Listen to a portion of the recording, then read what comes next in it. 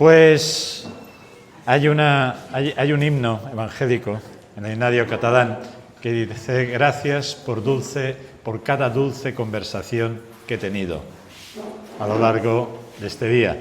Yo diría gracias por cada dulce conversación que hemos tenido con cada uno de vosotros. Ya habéis comprobado que soy bastante tímido y voy un poco ahí a ver quién me habla, a ver quién se me acerca. Así que he disfrutado. Gracias por una mano anónima que ha puesto en mi habitación no molestar. No sé quién fue, pero muchas gracias. Os habéis comportado como ángeles silenciosos esta noche. Bueno, gracias también. Hay 4 preguntas que las veremos al final. Gracias porque son todas excelentes. Yo creo que he venido solo para contestar alguna pregunta personal que alguien me ha hecho, Pero bueno, tenemos un tema precioso. Yo os he ido bombardeando estos días. Perdón, gracias. Espero que os haya quedado algo en la mente. Las flechas, el arquero, el objetivo, el altar familiar, muy importante. Interceder por nuestros hijos. Saber poner límites, que decíamos que es como llevar el cinturón de seguridad puesto cuando conducimos. Dar gracias por cada uno de nuestros hijos. Los fáciles, si es que hay alguno, y los complicados. Dar gracias, jóvenes, por vuestros padres, por vuestros queridos padres, por los abuelos. Gracias por la iglesia local, nuestra familia en Cristo, ese lugar de acogida, de hospitalidad, esa antesala del cielo. Y ahora vamos a ver el último tema. Ha habido entrante, primer plato, segundo, ahora es el postre ya. Yo no probé el pastel de queso, creo que estaba muy bueno, ¿no? Pero bueno, algo parecido. Vamos a ver, vamos a proyectar en la pantalla Génesis 48, versículos 1 y 2. Gracias. Yo, claro, tengo otra versión, que es la Reina Valera, pero bueno, vamos a leer esta. Poco tiempo después informaron a José que su padre estaba enfermo. Es decir, estamos hablando de Jacob. Entonces fue a visitarlo y llevó consigo a sus 2 nietos, a los 2 hijos, nietos de Jacob, Manasés y Efraín. Cuando avisaron a Jacob que su hijo venía a verlo, Israel, que sabéis que es el otro nombre de Jacob, hizo un esfuerzo y se sentó en la cama.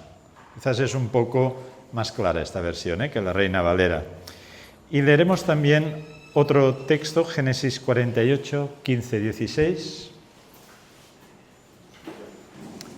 Y los bendijo Jacob con estas palabras: que el Dios en cuya presencia caminaron mis padres, Abraham e Isaac, el Dios que ha sido mi pastor desde este día en que nací hasta hoy, el ángel que me ha rescatado de todo mal, bendiga a estos jóvenes, que por medio de ellos se ha recordado mi nombre y el de mis padres, Abraham e Isaac, que crezcan y se multipliquen sobre la tierra.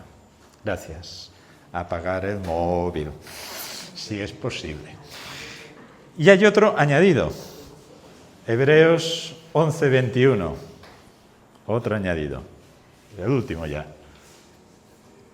Y gracias por vuestro servicio. Por la fe, ¿sabéis el gran capítulo de la fe? Por la fe, Hebreos 11, Jacob, cuando estaba a punto de morir, bendijo a cada uno de sus hijos, de los hijos de José, y adoró apoyándose en la punta de su bastón. Recuerdo hace años que conocí a una mujer anciana en Madrid, creyente, y su yerno era un gran ateo. Esta mujer estuvo enferma y su hija y su yerno hicieron que pasara pues los 2 o 3 últimos meses en casa de ellos. Yo la llamaba para saber cómo estaba, la animaba, sabiendo que su partida cada vez estaba más cerca. Y un día me llamó el yerno, se llama Juan, dijo: Josep, no sabes lo que me ha pasado. Dice, ha fallecido mi suegra y me ha llamado. Juan, dice, casi no hablaba, y me ha dicho 3 palabras que se me han quedado aquí grabadas. Solo Cristo salva. Y falleció. Solo Cristo salva. Bien, no sé qué nos tiene preparados Dios a ti y a mí. A Jacob ya lo hemos visto. No sé si algún día estaremos enfermitos, vendrán a vernos nuestros hijos, nuestros nietos, A lo mejor alguien tiene hasta bisnietos. ¿Qué les diremos? ¿Qué les dejaremos? Si esta mañana, imagínate que hacemos un ejercicio práctico. Voy a subir un poco la ansiedad. Bueno, luego la bajo, no os preocupéis. Imagínate que tienes poco tiempo en este mundo. De hecho, nadie sabemos cuánto tiempo vamos a tener. Pero necesitas decir en pocas palabras quién es Dios para ti. ¿Quién es Jesús para ti?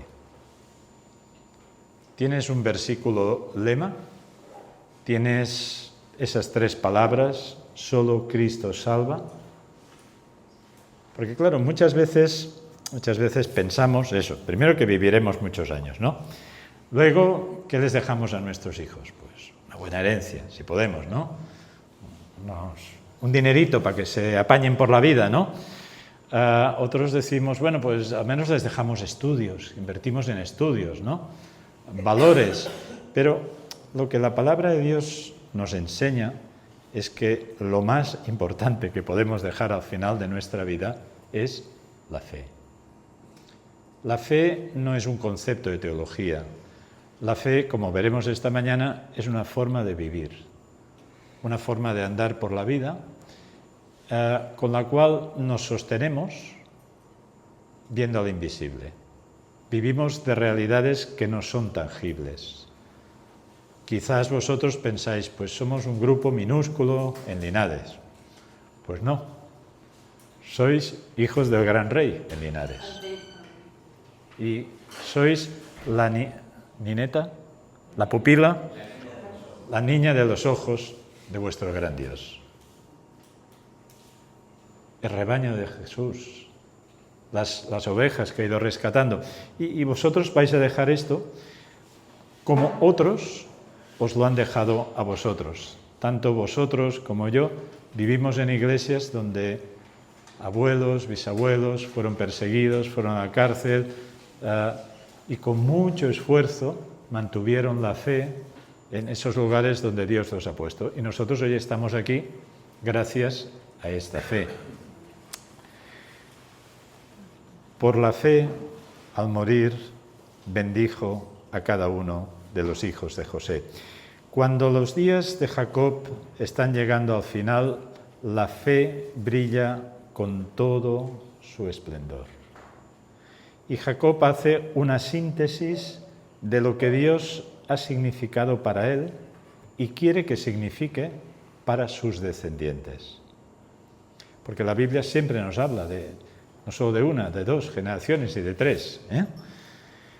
Es aquella fe que mira al pasado, como veremos, que mira a sus ancestros, a Isaac, a Abraham, pero también mira hacia el futuro y ve a sus descendientes, porque Jacob cada vez está más vivo.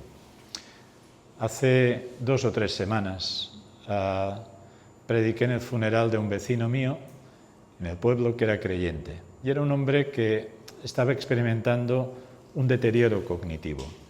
Y esto hacía que cada vez hablara menos. Pobre hombre, tenía su cerebro como frenado. Pero era muy fiel, asistía al estudio bíblico, iba al culto los domingos, muy fiel en su testimonio. Pero quedaba allí calladito y no decía nada. Y el viernes el pastor de la iglesia se quedó sorprendido porque levantó la mano al final del culto y dijo: sin fe es imposible agradar a Dios. Y el pastor le dijo, gracias Ramón, muchas gracias. Al cabo de 5 o 6 horas tenía un ictus y el Señor lo llamó a su presencia. La fe.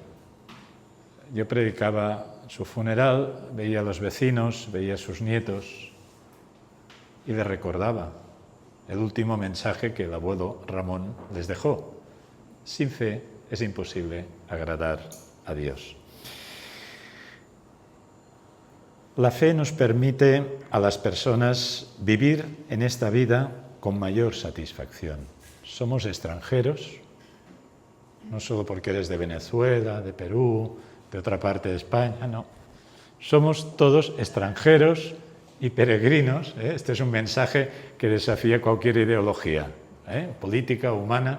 No hay fronteras, somos extranjeros, peregrinos y tenemos esta convicción que nos ha sostenido a lo largo de nuestra vida y sabemos por esta fe, no por nuestros esfuerzos, que vamos a llegar al final. ¿Es fácil vivir con valores cristianos en medio de una sociedad como Linares? Pues no, supongo que no. Tampoco era fácil, como veremos en tiempos de Jacob y de José.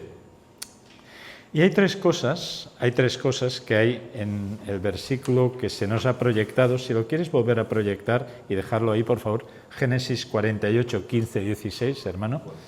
Gracias.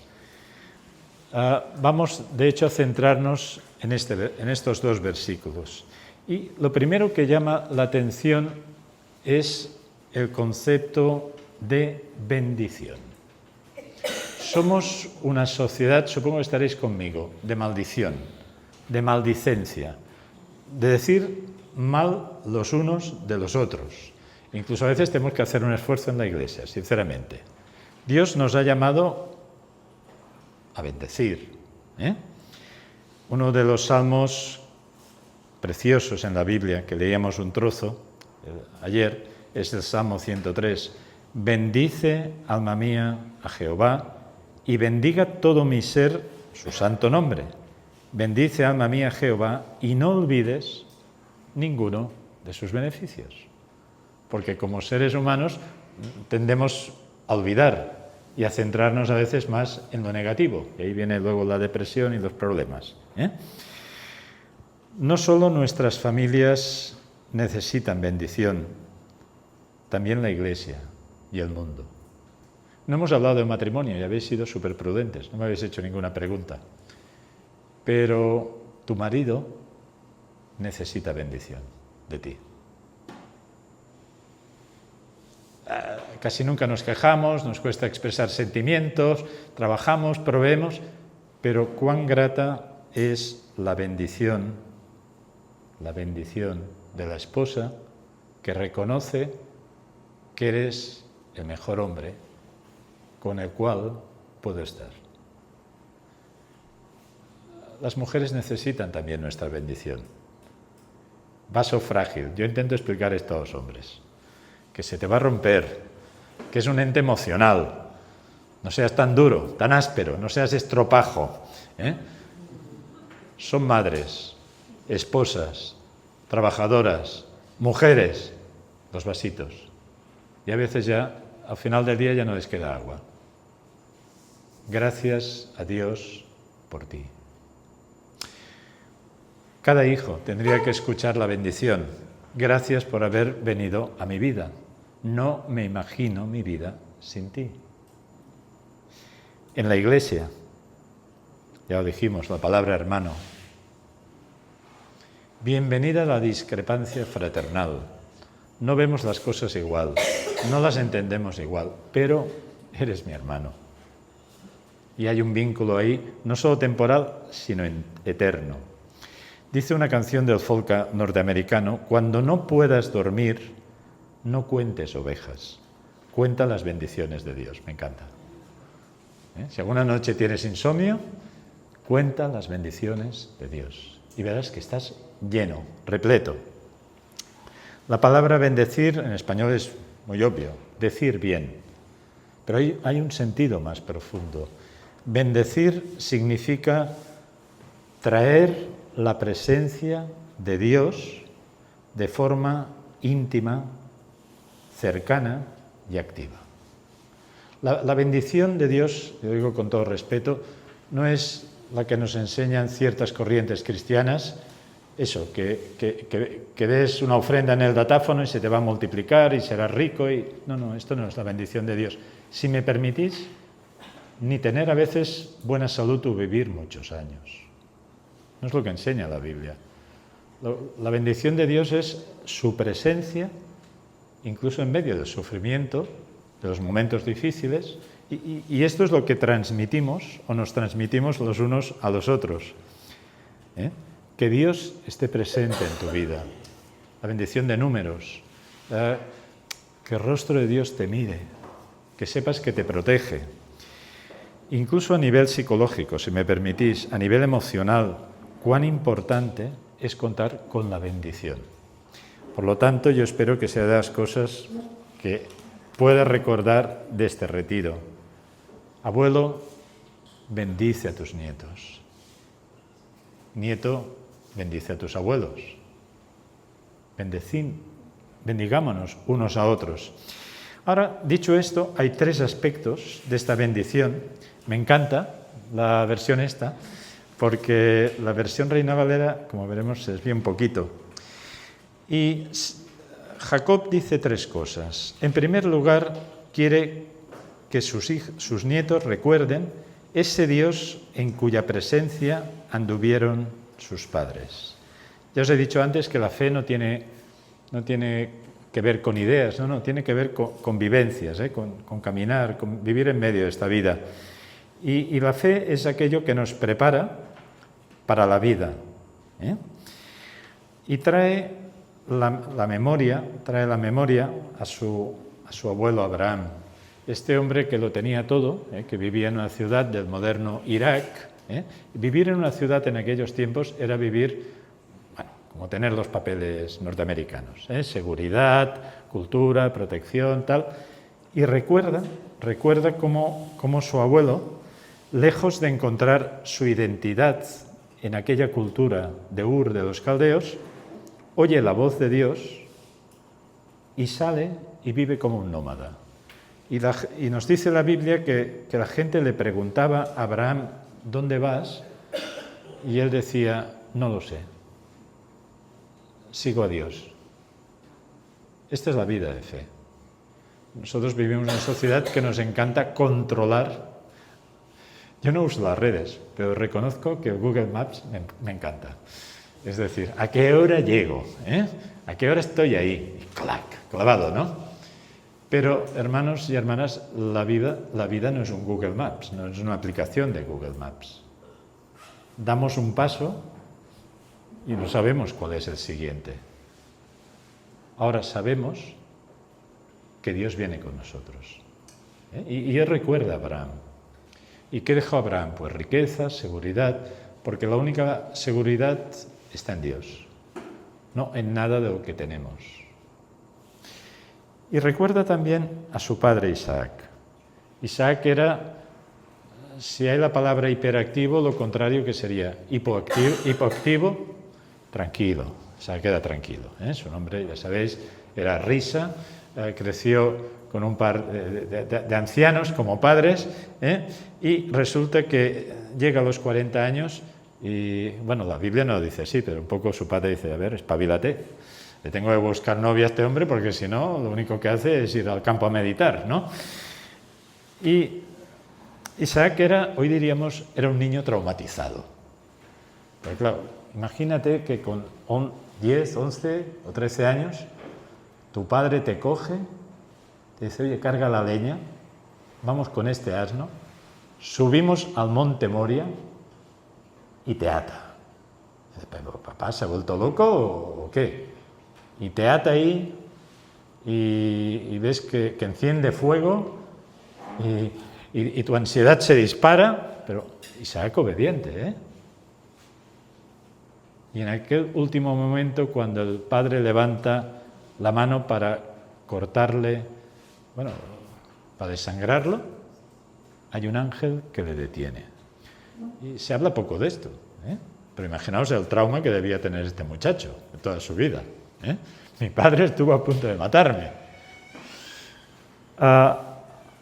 Abraham tuvo que aprender algo muy duro, que la bendición no está en el hijo, está en Dios.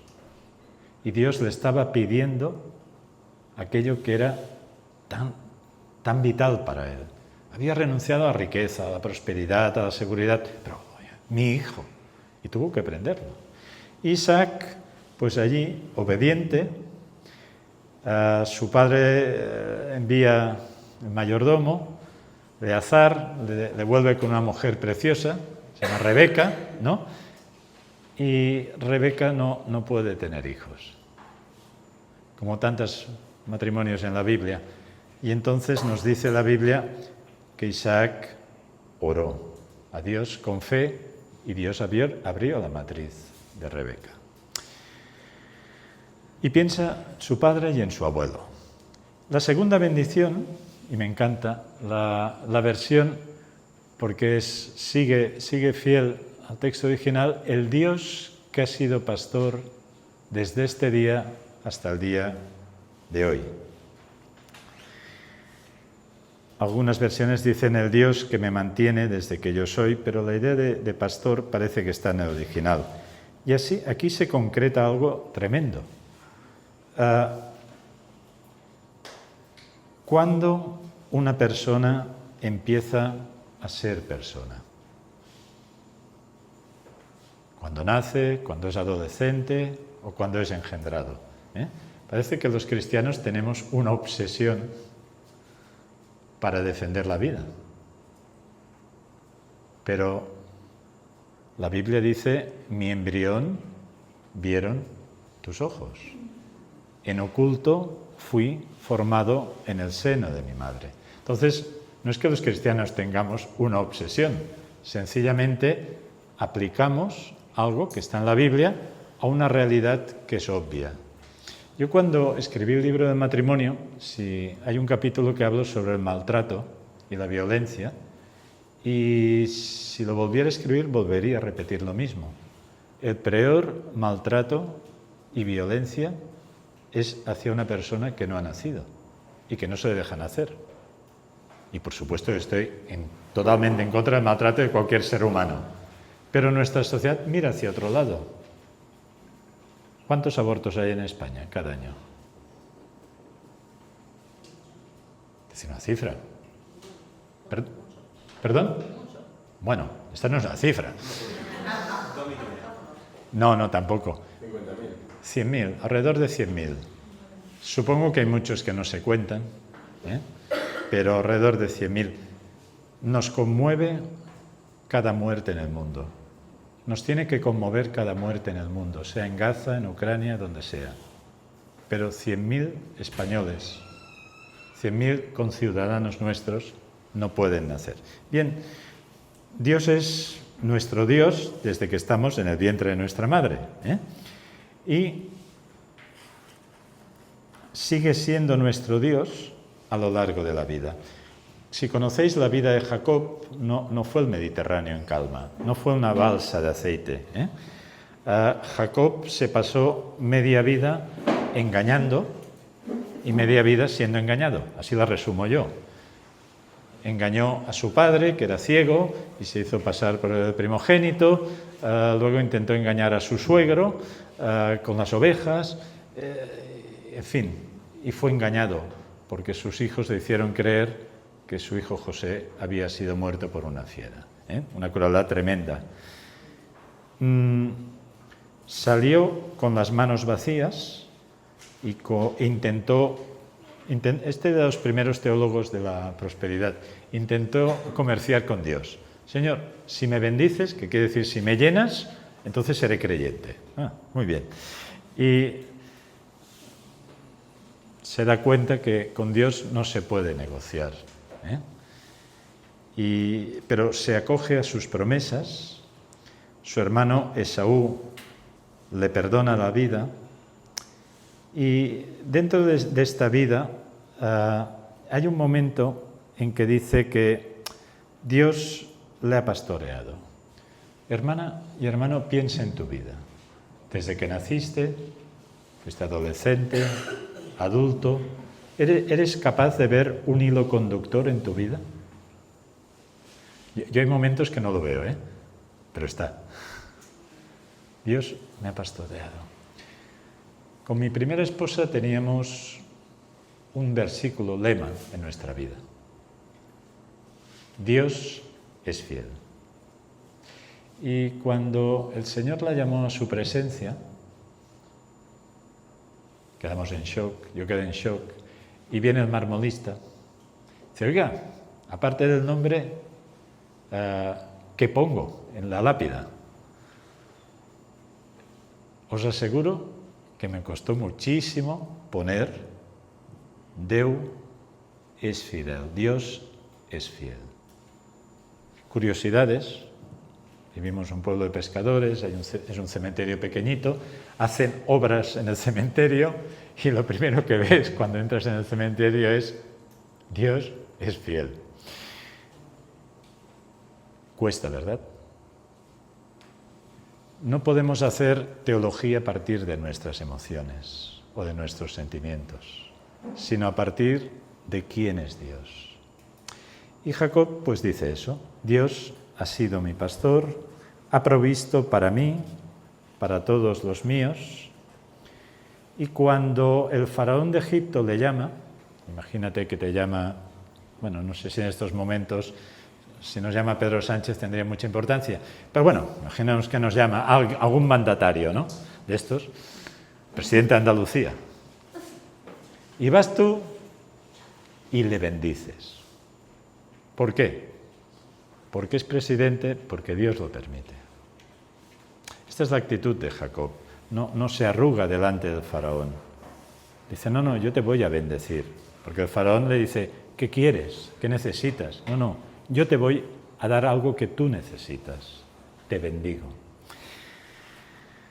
El Señor es mi pastor. Nada me faltará. Nos encanta, ¿no?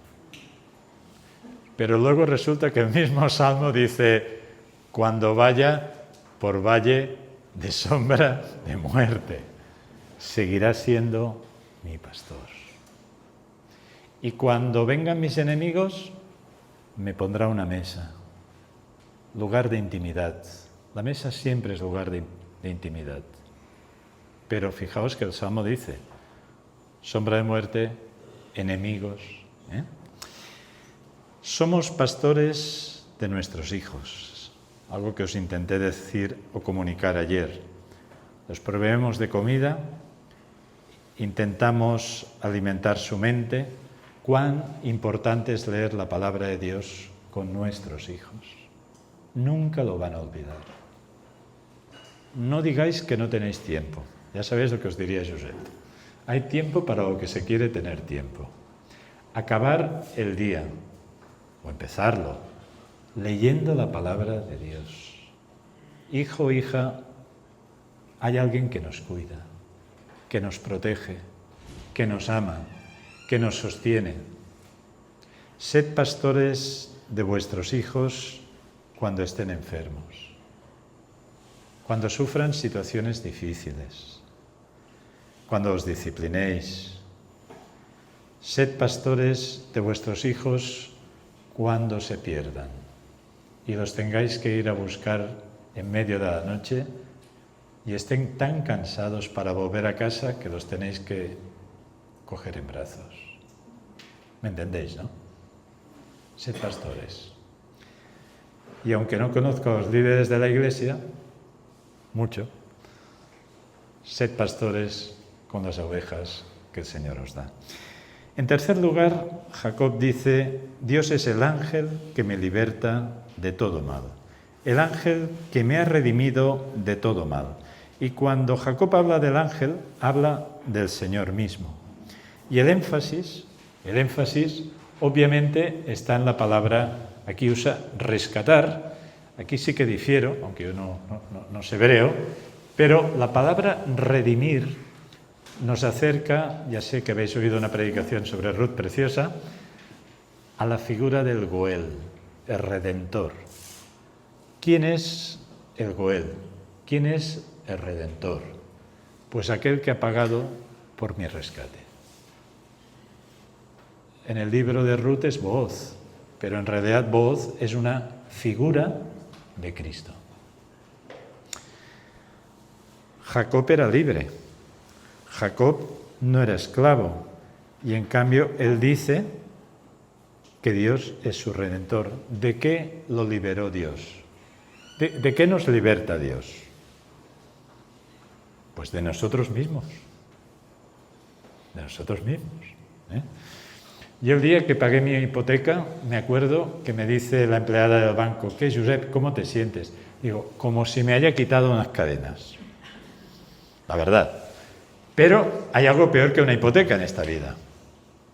Quienes somos cada uno de nosotros, nuestro viejo hombre. Y Jacob dice: el Señor mismo me ha libertado de todo mal. Por lo tanto, para Jacob, Dios como Redentor, este nombre que ha estado en Isaac y que ha estado en Jacob, quiere que se perpetúe en Efraín y en Manasés. Los hijos de José, ¿qué eran? ¿Qué nacionalidad tenían? Egipcios, muy bien. ¿Por qué? Pues porque resulta que tenían una madre egipcia, tenían un abuelo que era sacerdote egipcio, por vía materna, y habían nacido en lo que en aquellos momentos era una gran potencia militar y religiosa y cultural. Y es paradójico, ¿no? Porque en un sentido humano, o sea, ¿qué más quieres? Baldomero, guapo y con dinero, ¿no? Es decir, lo tienen todo. Es un privilegio. Lo más sensato es que se queden en Egipto, que sean egipcios. Aquí tienen un buen futuro, ¿no? Pertenecían a este pueblo que estaba bien considerado y temido por todos sus vecinos. Sin embargo, fijaos que la bendición que hace Jacob es arrancarlos de la influencia de Egipto. Cuando tú bendices a tus hijos o a tus nietos, lo que quieres es arrancarlos de Egipto. ¿Qué es Egipto? Pues el bienestar económico, la paz, la satisfacción, pero en definitiva, Egipto significa la temporalidad, la caducidad. Todo lo que puede dar Egipto se va a quedar aquí. Y todo lo que da Dios nos hace heredar la eternidad.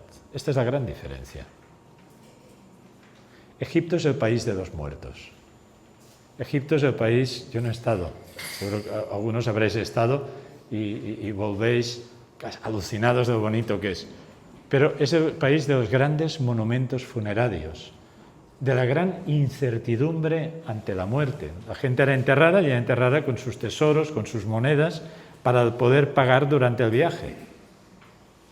En cambio, la fe cristiana no se queda en la muerte, se queda en la resurrección, en la vida, en la tumba vacía. Por eso José mismo dará solo una orden cuando fallezca, ¿os acordáis? A sus hermanos, que sus huesos salgan de Egipto. Unos huesos que hablan de la fe, por cierto. Por lo tanto, la bendición busca arrancarlos de Egipto, como tú y yo queremos que nuestros hijos no se queden en este mundo. Porque al final todo esto va a ser temporal. Es tremendo, el mensaje cristiano. La bendición busca que nuestros hijos y nuestros nietos puedan conocer a Dios y relacionarse de forma íntima con Él. El que tiene al Hijo de Dios, 1 de Juan, ¿me seguís? 1 de Juan 5, el que tiene al Hijo de Dios, ¿qué tiene? La vida. No solo la vida biológica, el bios, sino el zoe, la vida en toda su plenitud. Y continúa el texto, el que no tiene al Hijo de Dios, y aquí podemos poner lo que queráis, dinero, éxito, salud, no tiene la vida. Así de radical es el mensaje cristiano. Que tiene el Hijo tiene la vida. Y el que no tiene puede tener muchas cosas, pero no tiene la vida. La bendición que enseñamos a nuestros hijos es a que no se dejen deslumbrar por las riquezas de Egipto. Dirá la Epístola a los Hebreos, por los deleites temporales del pecado. Por lo tanto, acabamos. El mensaje habla de temporalidad o de eternidad en medio de una sociedad preocupada por lo que se ve, por lo inmediato, por la apariencia, pero en definitiva por lo que perece. La fe cristiana nos invita a mirar al invisible, a esperar lo imposible y a recibir lo increíble. Esta es la vida de fe. Recuerdo cuando era joven que el pastor de una iglesia en Denia nos hablaba a los jóvenes y nos decía: si queréis vivir aventuras, vivir la vida de fe. Este es el gran mensaje cristiano. Yo miro atrás, casi el niño con pantalón corto que entró a los 13 años en una iglesia evangélica, que nunca había oído hablar del Evangelio. Si aquel día me dicen todo lo que va a pasar en mi vida, no me lo hubiese creído ni en broma. Pero esta es la vida de fe. Pero no solo lo que ha pasado en esta vida, lo que nos espera en la eternidad. Los hijos, regalo de Dios, su sonrisa, su mirada, el vínculo. ¿Hay algo que refleje tanto la imagen de Dios como un niño pequeño? Por eso el abuso, el maltrato sexual es tan terrible, porque daña la imagen más sagrada que tiene de la humanidad. Nos hemos acostumbrado, ¿verdad? Niños que mueren de hambre, niños que mueren en bombardeos, niños que son utilizados como esclavos sexuales. Cuán lejos, ¿no? A propósito de Dios. Pero todo niño necesita un redentor. Dicho esto, acabamos aquí. Hay preguntas muy buenas. Me he encontrado un devocional. No. Hay quien toma nota y hay quien hace dibujos. Aquí hay un artista. Aquí hay un artista. Yo dejaré aquí para que lo tome. Pero ya que lo ha hecho, bueno, supongo que es un adolescente, uno o una. Lo que más llama la atención es la serpiente. Serpiente, o yo lo de Génesis, la serpiente que babea y atrae al pobre Adán, que es un calvo. Bueno, supongo que a la derecha está pues ese hombre Mazinger Z, y en el margen izquierdo hay un gatito y un sol.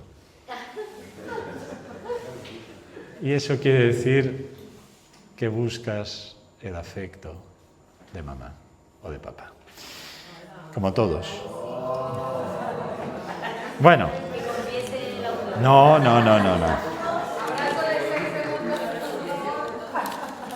Muy bien, y ahora las preguntas preciosas que habéis hecho. Yo he venido para serviros y serviros hasta el final, Como suelo decir, me podéis estrujar como un cítrico. Que si alguien no ha hecho una pregunta, por favor, me la hacéis después a viva voz. Gracias por la compra de los libros, el hermano que los ha vendido. Quedan algunos. La maleta va a volver casi vacía, pero cuando acabe los voy a recoger, eso sí, no me pidáis cuando ya la he puesto en el coche. Quedan algunos libros. Tengo aquí una pregunta, voy a leerla un momento, necesitaré mis gafas.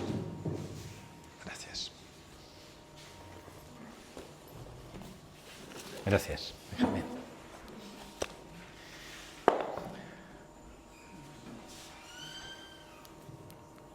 Yo he venido a Linares para contestar esta pregunta. Veréis por qué. Tengo un hijo mayor, con dependencia de estimulantes, de drogas.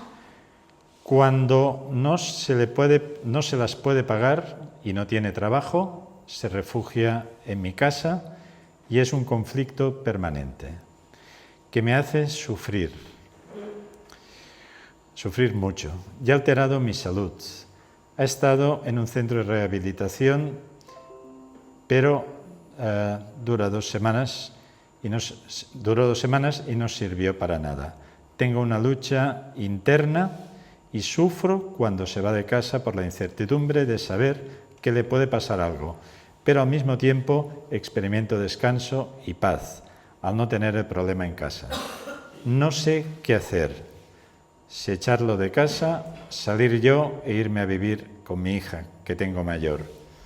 Ya soy bastante mayor y la fe en el Señor es lo único que me ha sostenido y dado fuerzas para seguir adelante, pero siento que cada día me siento más cansada y me cuesta más ganar estas batallas. ¿Qué debo hacer? Pues hermana, he venido para decírtelo. Donde hay un dependiente, suele haber uno o más codependientes. Que es decir, alguien depende de la droga y tú dependes de que tu hijo salga de la droga, lo cual te convierte en codependiente. Hace años se escribió un libro que se llamaba Mujeres que aman demasiado, año 90 más o menos. Y era una mujer que intentó que su marido saliera del alcoholismo toda la vida. Y al final se dio cuenta que si él no quería salir, ella no lo iba a sacar. Al revés. Hermana, te lo digo, pero con una firmeza tremenda. No seas el camello de tu hijo. No proveas dinero para tu hijo. Y no proveas un techo para tu hijo. Ya sé que esto choca con nuestro instinto de protección. Se llama amor duro. Si hay alguna esperanza, y nunca la tenemos que perder, para que tu hijo deje la droga, es que duerma en la calle. Y se dé cuenta, como dijo Pródigo, que en casa de su padre se le trataba bien. Cuando tu hijo quiera abandonar la droga, médico, centro, él. Y cuando lleve 1 año sin drogarse, empiézatelo a creer un poco. Porque el adicto es mentiroso, manipulador y egocéntrico. Y me quedo corto. Por lo tanto, deja de quitarte la vida. He venido a que cojas tus cadenas y las tires al suelo, en el nombre de Jesús. ¿Que te vas de tu casa? Ni hablar. De tu casa no te vas. Te ha quitado la salud y te va a quitar la casa. ¿Me seguís? Se llama amor duro. Sé que a veces no se nos ha enseñado, pero es muy claro el mensaje. Cuando alguien ama más la droga que a su madre, a su vida, tiene que darse con la cabeza en el suelo. Y entonces hay alguna esperanza. Sigue orando, porque donde nosotros no llegamos, el Espíritu Santo llega. Todos mis pacientes, todos, que han dejado la droga, la mayoría han dormido en el suelo, fuera de casa.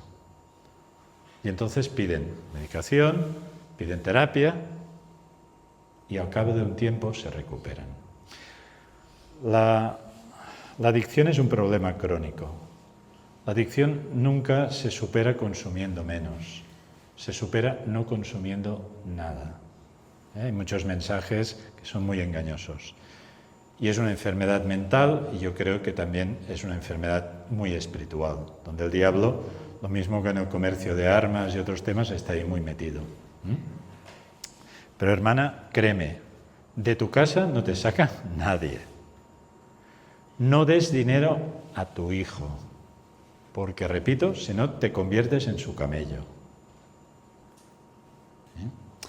Perdonadme que sea tan duro, pero me duele ver sufrir a alguien por este tema. ¿Cómo trabajar el tema de la elección de la pareja con los hijos o las hijas y la espera para las relaciones sexuales dentro del matrimonio? Bueno, gracias por la pregunta. Sí. Atenta, ¿eh? ¿Cómo trabajar el tema de la relación de pareja con los hijos y las hijas y la espera para las relaciones sexuales dentro del matrimonio? ¿Sí? Yo soy muy abierto en algunos temas, pero en el tema de sexualidad cada vez soy más conservador, lo siento. El sexo no es para antes del matrimonio ni para fuera del matrimonio, es para el matrimonio. Seamos serios, ¿eh?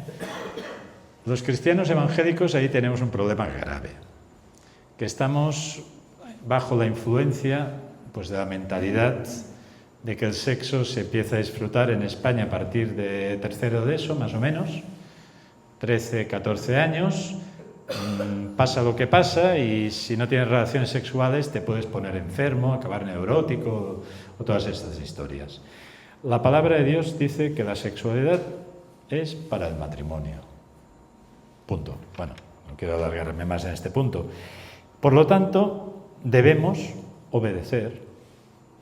Ayer os hablaba de obediencia sincera y sencilla.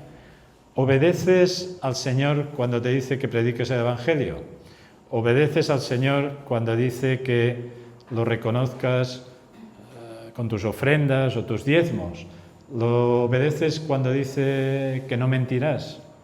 Pues lo debes obedecer en tu sexualidad. Y te lo dice Josep y te lo dirán muchos más. No te vas a poner enfermo o enferma, ¿eh?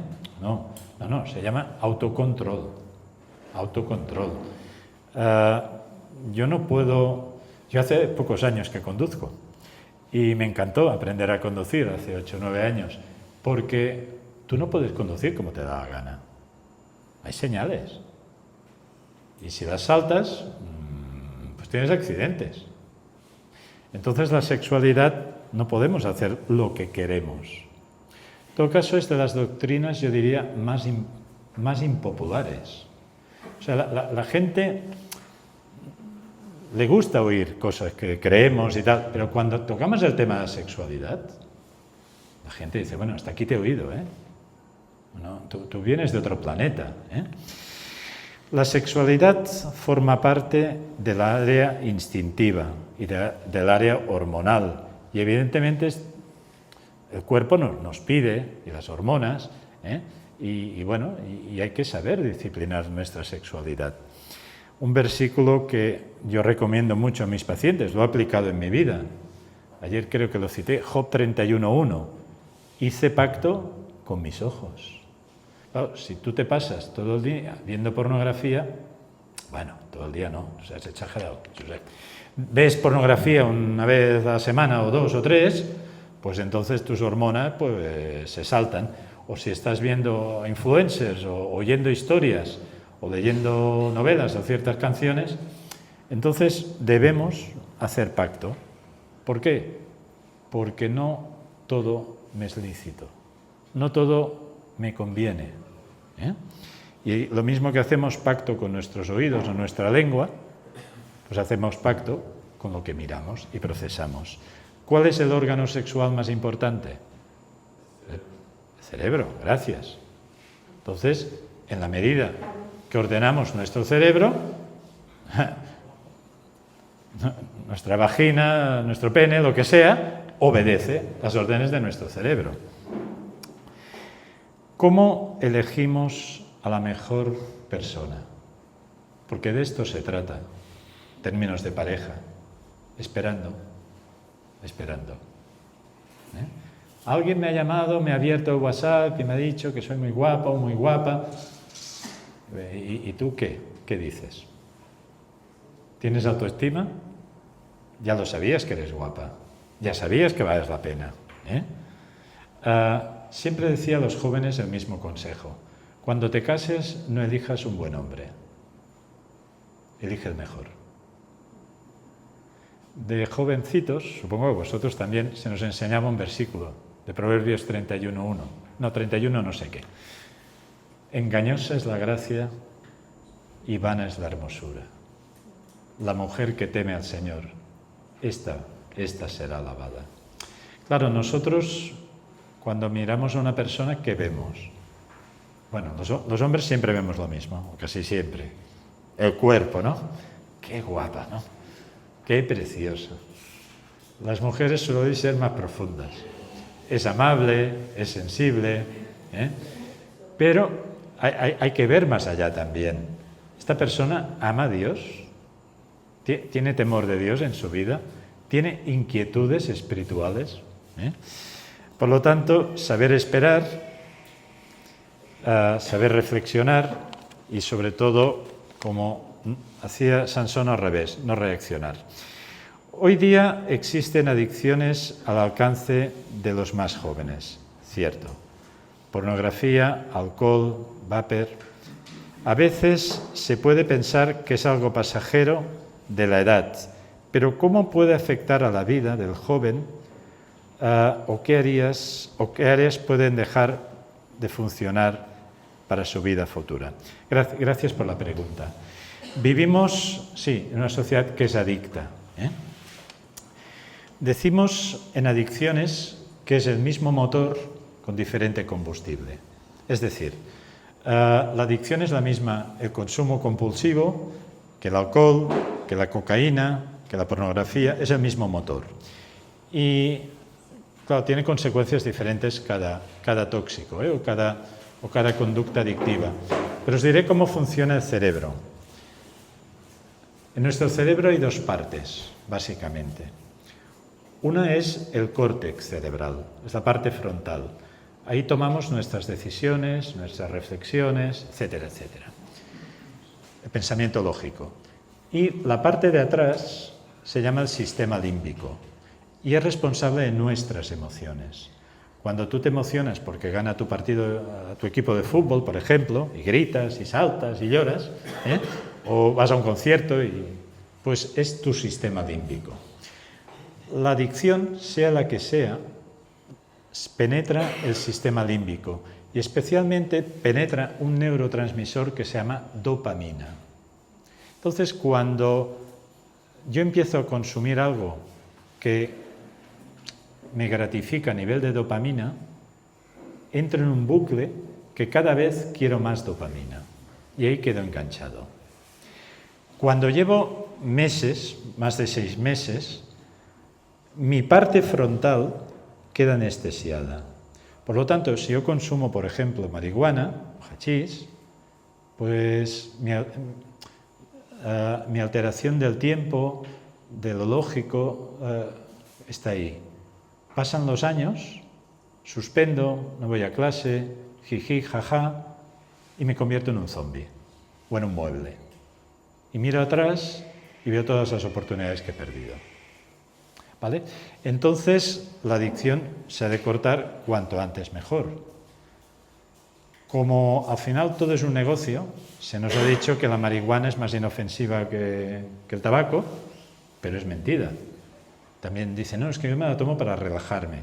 Bueno, tú te la tomas porque eres un adicto, ¿eh? Porque hay otras formas de relajarse. Y en estos momentos no se habla claramente, pero es la causa número 1 de esquizofrenia juvenil en jóvenes en España. ¿Por qué? Porque la marihuana actual se cultiva en invernaderos y entonces se ha manipulado y se está potenciando elementos alucinógenos. Yo he tenido cuadros psicóticos con personas que han comido pastel de marihuana. Cuadros psicóticos. Creo que era en Andalucía, que un joven después de comer un pastel de marihuana se echó por el balcón porque creía que lo venían a matar. Es decir, estamos hablando de algo muy, muy, muy serio, ¿eh?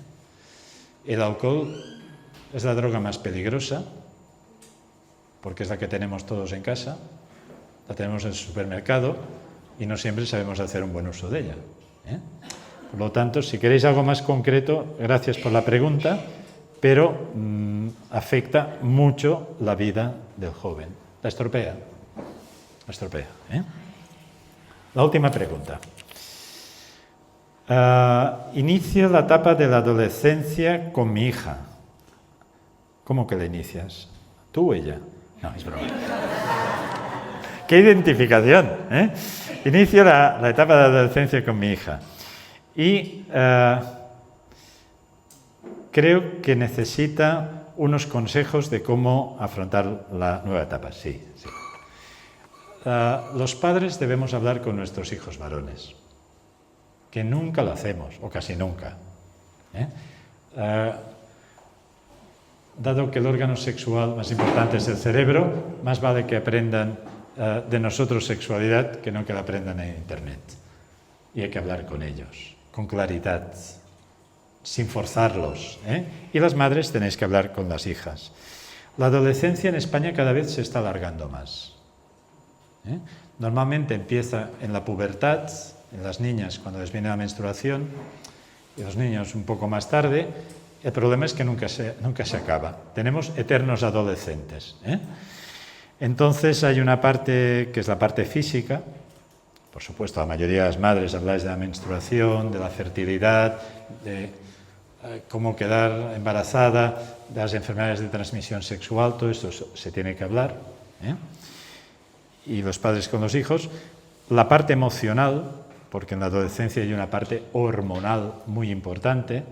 Y entonces un adolescente puede estar como Dragon Khan arriba y abajo el mismo día o la misma semana. Hay una parte social, las amistades, el uso de la tecnología.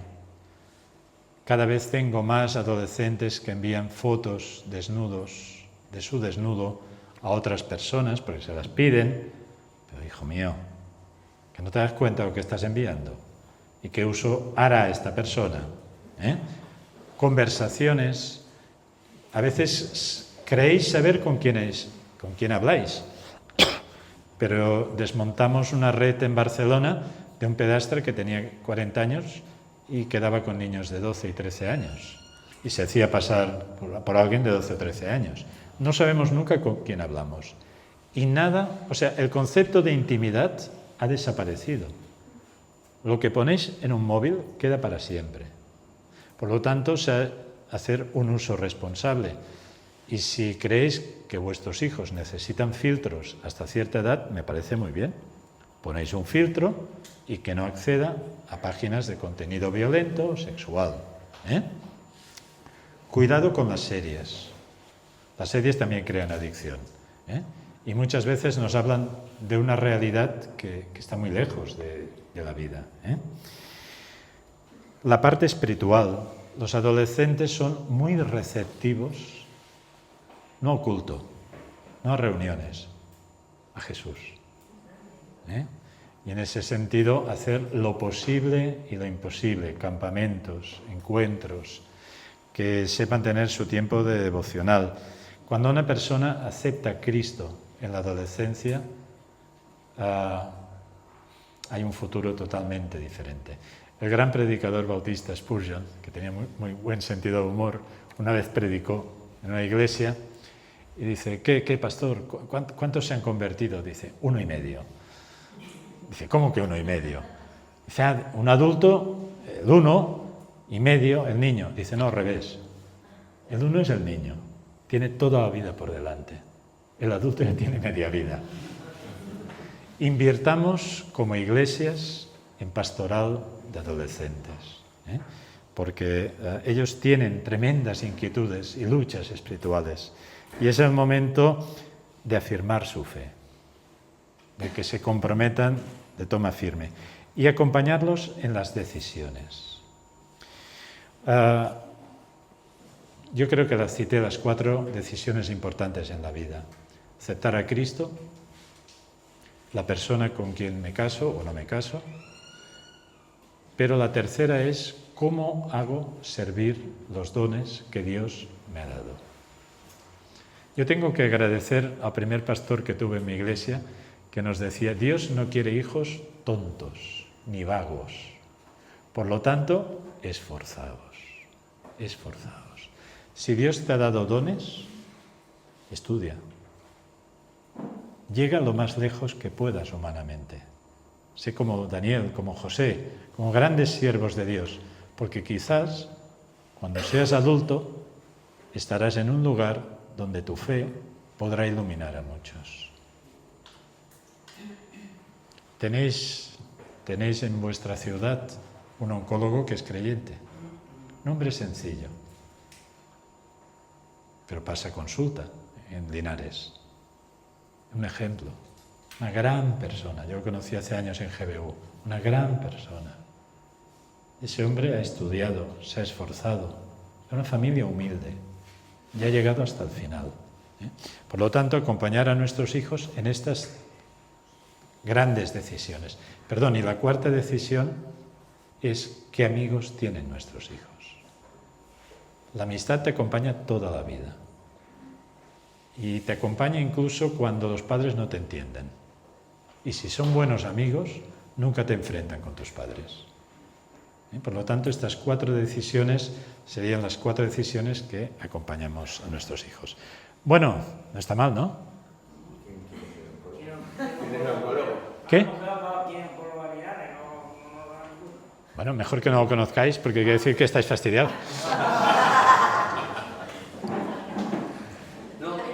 ¿Cómo se llama? Se llama Jonathan. ¿Podría hablar un poco de cómo actúa un adicto funcional, cómo es su comportamiento con la familia y cómo debería la familia tratarlo? Bueno, he dicho algo de la coadicción, ¿eh? Sobre todo, quedaos este esquema. El adicto es mentiroso, lo cual es opuesto a lo que se nos enseña en la palabra de Dios, que es amar la verdad y seguirla. El adicto es manipulador porque quiere seguir consumiendo y nos dirá que consume menos, que siempre lo niega que es adicto, siempre lo niega. Y es narcisista, en el sentido de que por mi tóxico o por mi adicción, por mi juego, por lo que sea, me importa un bledo de más. Entonces, quedaos con esta descripción psicológica. Claro, ¿cómo afecta esto? Pues si es tu marido o es tu esposa, pues tienes ahí un zombie. Si el tema es el alcohol, pues quiere decir que habrá agresividad verbal o a veces física. Hay una gran película que se hizo hace unos años para entender cómo afecta a la familia, El Príncipe de las Mareas, de Nick Nolte. Una excelente película. Yo creo que os lo dije en este retiro. El miedo más grande que tienen los hijos cuando vuelve el padre alcohólico a casa es el ruido de la cerradura, porque no sabemos cómo vendrá. Y nos escondemos en la habitación, nos tapamos los oídos, habrá bronca. Si es adicto a la cocaína, significa la ruina económica. Es una droga invisible, no se ve, jiji, jaja, pero es la ruina. Si es adicto al juego, es de las adicciones más escondidas. Siempre desaparecen dinero, siempre con mentiras. Me lo han quitado, me lo han robado, no me lo han dado, hasta que descubrimos que hay créditos, microcréditos, etcétera, etcétera. Si es el consumo, no para de venir Amazon a casa, con permiso o sin permiso, de la otra persona. Entonces, ¿cómo afrontarlo? Se ha de hacer un bloque. O sea, las personas han de hacer un bloque con el adicto y decirle muy claro que no vamos a vivir con la adicción, que elija entre nosotros o la adicción. Y no hay que tener miedo a la soledad, ni a lo que va a pasar. Lo decía tan bien esta hermana en su escrito: vivir con un adicto es vivir en el infierno. Y creerme, cuando cierras la puerta, dices, aquí no vuelvas, hay paz. No sabemos lo que va a pasar a continuación, pero hay paz. Porque si permitimos que el adicto siga en casa, los hijos van a imitar su conducta. No sé si quieres algo más concreto. Muy bien. Por lo tanto, pasa que el adicto es un manipulador, me echáis de casa, nadie me quiere, esto es caridad cristiana, parte de su manipulación. Pero ya estamos tan hartos del engaño, de decir que no, pero en realidad consume, que amor firme. ¿Sí? Sé que cuesta, ¿eh? Una cosa es la teoría, la otra cosa es que cuesta, pero es que no hay otra solución. Incluso para que el adicto algún día se pueda recuperar. Que se pueda recuperar no quiere decir que va a recuperar la familia, ¿eh? Un adicto siempre va a ser adicto. Las estadísticas es que el primer año el nivel de recaída es del 50%, el segundo año del 35%, el tercer año del 10%. Cuando lleva 3 años sin consumir, nos lo podemos empezar a tomar en serio. Ahora, si vuelve a consumir, vuelve a recaer. Es una enfermedad crónica. Pero también quiero daros una palabra de esperanza, es tratable. Si alguien quiere salir y hace las cosas bien, se va a salir. Y más si es creyente. ¿Y hay alguna manera de identificar si nosotros tenemos una predisposición a tener una personalidad adictiva? Sí, no, detrás de un adicto hay varios coadictos, seguro. Y seguro, ya te lo digo, seguro. Es decir, el virus persiste porque hay un medio que lo aguanta. Entonces, la coadicción es una preocupación excesiva o es creernos que nosotros podemos hacer algo más todavía.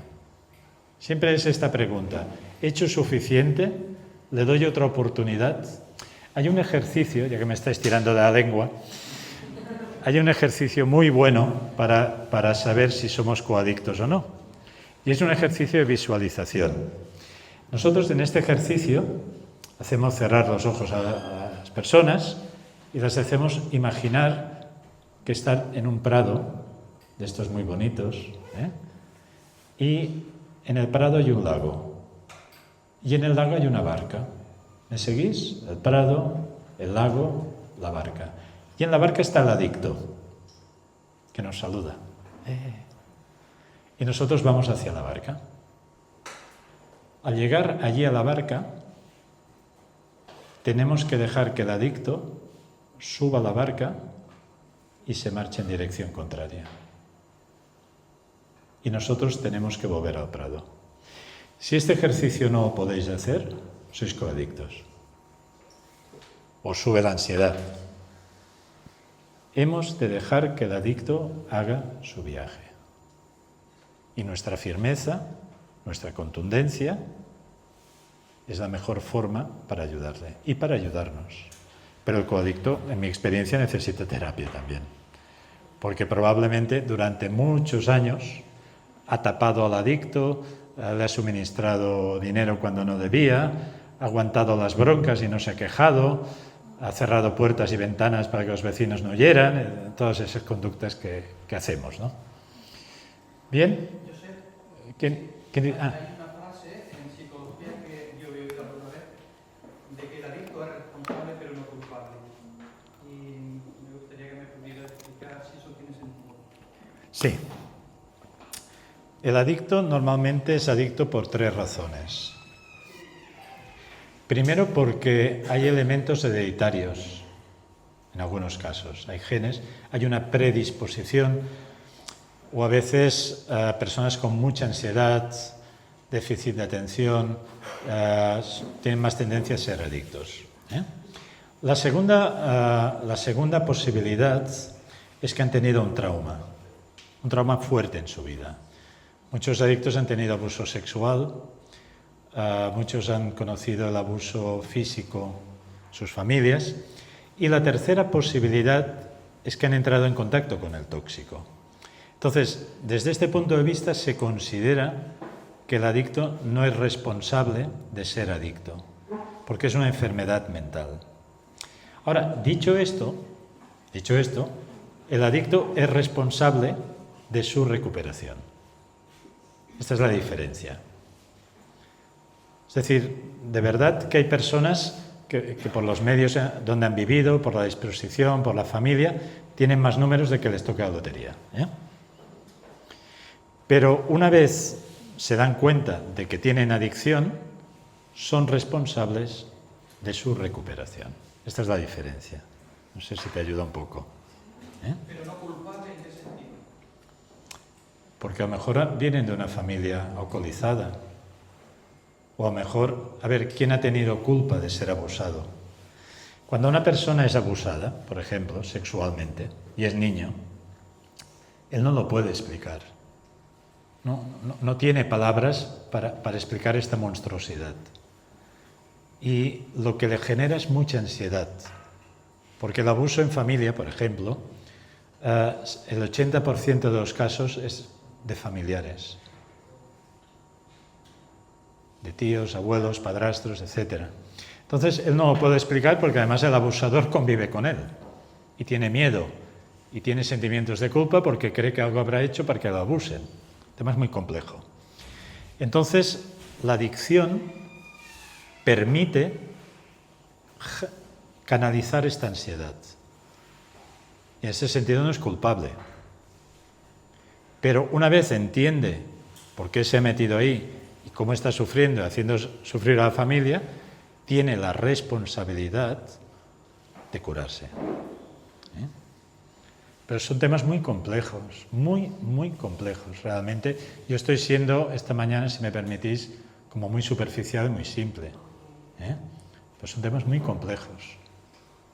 Entonces, y nos falta a todos quizás más conocimiento, más sensibilidad. Pero gracias por las preguntas. ¿Acabamos aquí? La última ya.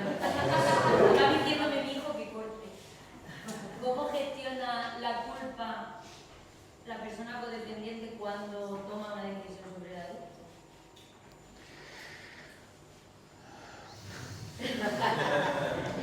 Verbalizando lo que se ha hecho mal. Lo que se ha hecho mal. Hay una diferencia entre el remordimiento y el arrepentimiento. Judas tuvo remordimiento, pero Judas se ahorcó. Pedro traicionó al Señor, pero se arrepintió. Hemos hecho cosas mal, todos. Las verbalizamos, las confesamos y nos sanamos. Es que no se puede volver al pasado. No se puede volver al pasado. Ahora, cuando tenemos esta capacidad, yo creo que cuando hay una adicción, sinceramente, no es porque sea mi campo, la terapia familiar, toda la familia necesita terapia, porque todos han sufrido mucho. Entonces la familia necesita sanarse. Y la única forma de sanarse es confesar lo que hemos hecho mal. Lo haríamos de otra forma. A veces incluso nuestra fe nos ha hecho una mala pasada, hay que darles más oportunidades, hay que seguir orando más. Cuando hay que poner la raya y decir, hasta aquí has llegado. Entonces, hemos hecho cosas mal, pedimos perdón y tenemos un presente y un futuro diferente. Pero la adicción es un azote en España. Hay mucho sufrimiento. Y tenemos que crear iglesias sanas y diagnosticar, detectar y ayudar a las familias a salir adelante. ¿Sí? ¿Sí? Ah, ¿otra? Quería preguntarte que hasta dónde podríamos llegar las madres y los padres de adolescentes, bueno, se me oye, las madres y los padres de adolescentes a la hora de corregir a nuestro hijo sin que ellos se sientan que le estamos invadiendo su privacidad. Imposible. Es imposible, porque el adolescente está en plena crisis existencial y egocéntrica. Yo, me. El típico. Mi habitación. Y es que he sido padre de cuatro adolescentes. Esta es mi habitación. Sí, pero es mi casa. Por lo tanto, quiero orden en tu habitación. Pero es imposible, o sea, el choque está servido, porque ellos están en una crisis totalmente egocéntrica, donde puedo hacer con mi vida lo que me dé la gana, y es mi privacidad, y nosotros tenemos un proyecto de familia, y hay cosas que no las vamos a tolerar. Aunque os parezca una tontería, no lo es. El orden de la habitación es muy importante. Perdonad, voy acabando, pero es importante que toméis nota. hacer la cama, limpiar la habitación, participar en el mantenimiento de la casa, repartir tareas. Vivimos en una sociedad de sobreprotección. Y esto quiere decir que los padres somos criados de nuestros hijos. Y esto no es sano. Nuestros hijos tienen que colaborar en todo. Y cuando tengan algún trabajito tienen que colaborar económicamente, que sea de forma simbólica. Pero es imposible que no se sientan, como tú y yo nos sentíamos mal cuando nuestros padres se metían en nuestra vida. Lo que hay que hacerlo es desde el amor, con firmeza, decirle que mientras estén en casa, lo siento, pero hay estas normas. Es que si no, ¿para qué sociedad los estamos preparando? Cuando salgan de nuestra casa no harán lo que quieran. ¿Y qué dirán al jefe? ¿Que se está metiendo en sus vidas? Por lo tanto, pasa que es una sociedad de eso que va en contra de los valores cristianos más elementales, de la honra, del respeto. Que la sociedad pues lo estimula a que sus cosas son de ellos, que los padres no tienen derecho a meterse, bueno, pues a educarlos tanto en el móvil como en las redes sociales, como el tener un poco de control a la hora pues, de lo que tú has dicho, de las tareas del hogar. Entonces, claro, estamos en esa lucha de lo que realmente nos enseña la palabra del Señor, a lo que la sociedad... Sí. A ver, yo que creo... Perdón. Yo creo que se están confundiendo conceptos elementales de unos años a esta parte, porque nada, al cuidado emocional, al cual se le está dando muchísima prioridad, y es cierto que es muy importante. Pero claro, nada a eso estamos confundiendo que los límites siguen estando presentes y son prioritarios, que quien tiene que liderar y quien tiene que de alguna manera marcar somos los padres y las madres, y luego los maestros tal, entonces claro, en aras a eso parece que nos da miedo tomar decisiones de decir esto no, esto es así. Efectivamente, el cuidado emocional tiene que ver en cómo se lo dice, con una fuerza voz y faltándole el respeto, o con firmeza y yo te quiero, pero las cosas son así. Entonces yo creo que no es tanto la sociedad que sí, sino que estamos confundiendo conceptos, creo que muy importantes, y estamos yéndonos a la balanza en la cual, y yo ya en la que los niños muy pequeños de 3 años hacen lo que ellos consideran y mandan en casa, y mandan en todos lados, y así progresivamente. Creo. Sí, no, a ver, has dicho una gran verdad. El miedo es la emoción más bloqueante que hay en nuestra vida. Y al final, ¿de qué tenemos miedo? ¿De qué tenemos miedo? De que se vayan, de que se pierdan. Habéis empezado esta mañana, yo escucho, con un versículo. Mi casa y yo serviremos al Señor.